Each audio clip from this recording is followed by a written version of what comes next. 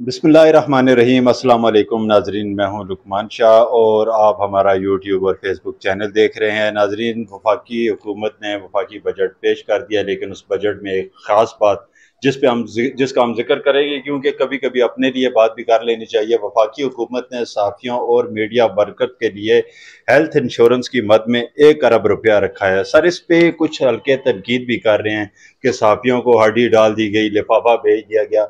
तो क्या ये बेजा तनकीद आप इसे नहीं समझते? मैं हैरान हूँ कि वो कौन से हलके हैं। वो हलके जो हैं वो उस तरह के हलके मुझे लगते हैं जो एक जानवर के लिए कहा जाता है। तो किसी का फ़ायदा हो तो आपका क्या उसमें नुकसान है भाई। और सहाफ़ी जो हैं उन्होंने बड़ा सख्त वक्त गुजारा है। ख़ास तौर पर ये जो पीटीआई के 3.5 पौने 4 साल हैं, फवाद चौधरी साहब जो अभी बड़े वो एक नए बेस में आ रहे हैं। उन्होंने आते ही ये मोबाइल लहरा कर नहीं कहा था कि ये है आज का मीडिया। और उसके बाद मुतअद्दिद अखबारात बंद हो चुके हैं। अभी आप देखें एक्सप्रेस जैसा बड़ा मीडिया ग्रुप जो है उसने अपना संडे मैगजीन बंद कर दिया। तो अगर सहाफ़ी हुकूमत को गाइड करते हैं, फीडबैक देते हैं, अवाम के मसाइल उजागर करते हैं और ख़ुद उनके अपने मसाइल जो हैं वो उधर के उधर ही रह जाते हैं, तो अगर उनको कोई रिलीफ मिलने लगा है तो इस पे किसी के पेट में क्यों मरोड़ उठ रहे हैं। जी सर, ये सेहत, तालीम, खुराक, ये तो बुनियादी हक होते हैं, हर रियासत देती है। लेकिन उस तबके को जिसकी तनख्वाह 15-20 या हद ज़्यादा 30,000, उस पे वो लोग तनकीद कर रहे हैं जो 14 से 15 लाख रुपया माहाना लेते हैं, जिनके अपने बच्चों के, वालदैन के, बीवी के इलाज बड़े बड़े अच्छे हॉस्पिटल में हो रहे हैं। और एक 15-20 के वर्कर को, 15-20 हज़ार के वर्कर को अगर हुकूमत एक अच्छी सहूलत देना चाह रही है, तो इस पे तनकीद आप क्या समझते हैं? एक सियासी पॉइंट स्कोरिंग है सिर्फ? जी बिल्कुल। और जो अगर कोई सियासी पार्टी के लोग हैं तो मुझे समझ आती है कि वो कौन सी पार्टी हो सकती है। वो वही पार्टी है जिसने हमारा गला घोंटे रखा है 3.5 साल। और जैसे मैंने शुरू में बताया कि बहुत से अखबारात बंद हो गए। हर अखबार पर बुरा वक्त आया, वो छोटा अखबार था या बड़ा अखबार।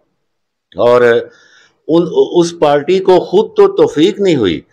उस पार्टी ने तो चलते हुए अखबारात जो कि उस पार्टी के पास भी नहीं आ रहे थे कि हमें कोई आप एक्स्ट्रा दो, वो अखबारात सिर्फ हिस्सा बकदरे जुस्सा मांग रहे थे, उनको भी उस पार्टी ने बंद करवा दिया और वो पार्टी अखबारात की दुश्मन पार्टी थी। तो अब मौजूदा जो हुकूमत है इसमें जो सियासी जमातें हैं, ये चूंकि पुरानी जमातें हैं और इनका एक रिकॉर्ड रहा है कि इनके दौर में मीडिया पर इतना बुरा वक्त कभी भी नहीं आया। तो उन्होंने जो ये फंड एक मुख्तस किया है वो सहाफ़ियों के लिए अगर एक अच्छा वक्त आ रहा है और सहाफ़ियों की मुश्किलात में किसी हद तक कमी आती है तो उनको इस पे तनकीद करने का कोई हक नहीं है। और हमारे सामने जो कोई तनकीद करेगा हम फिर उसको देख देख भी लेंगे और उसको हमारे हाथों से लेंगे। सर, हम खुद देखते हैं, हमें जब इलाज मुआवजे की ज़रूरत पड़ती है तो हम बीट रिपोर्टर ढूंढते हैं हेल्थ का, किसी डॉक्टर से सिफारिश कर दे। वरना आप सरकारी अस्पतालों में जाएं तो एक लंबी लाइन होती है ओपीडी के बाहर मरीजों की चेकअप के लिए, और बाज़ का तो नंबर नहीं आता, वो दूसरे दिन सुबह फिर नमाज के वक्त आगे लाइन में बैठ जाते हैं। तो ये तो अच्छा, एक और सर इंटरेस्टिंग बात, कल परसों मरियम औरंगजेब साहिबा प्रेस क्लब आई थी, अफजल भट्ट साहब ने, प्रेस क्लब ने एक बहुत अच्छा उन्हें इस्तकबालिया दिया। इसमें अमन असराते हैं, खराज तहसीन पेश करते हैं। ऐसा काम करना चाहिए, हम सिर्फ तनकीद के लिए नहीं है, हमें तारीफ भी करना चाहिए। मरियम औरंगजेब साहिबा ने कहा कि मैं प्रेस क्लब की कुर्सी पे अपने आप को ज्यादा मजबूत समझती हूँ बैठ के, लेकिन पीटीआई के कुछ लोगों ने अपने आप को मजबूत नहीं समझा, तिनके की तरह, हवा की तरह उड़ते गए। क्या उनका इनकलाब बस यहां तक महदूद था सर, इस कुर्सी तक? देखें पीटीआई का तो सारा कुछ झूठ था। हमारी तहरीरें गवाह हैं, हमारी बातचीत गवाह है। इलेक्शन जुलाई 18 से पहले भी और इलेक्शन जुलाई 18 के बाद भी हम ये लिख बोल चुके हैं कि इस पार्टी के पास कोई मंशूर नहीं है, कोई प्रोग्राम नहीं है। वो जो उस वक्त दावे कर रहे थे हमने ये छापा हुआ है, लिखा हुआ है कि ये इसमें कामयाब नहीं हो सकते, और वही हुआ।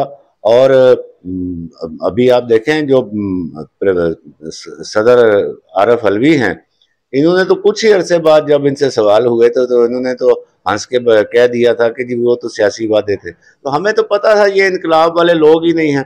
ہم تو بول بھی چکے ہیں کہ انقلاب جو ہے وہ فیاض چوہانوں سے اور فردوس عاشقوں سے اور فواد چودھریوں سے تو انقلاب آنے سے رہا بھائی.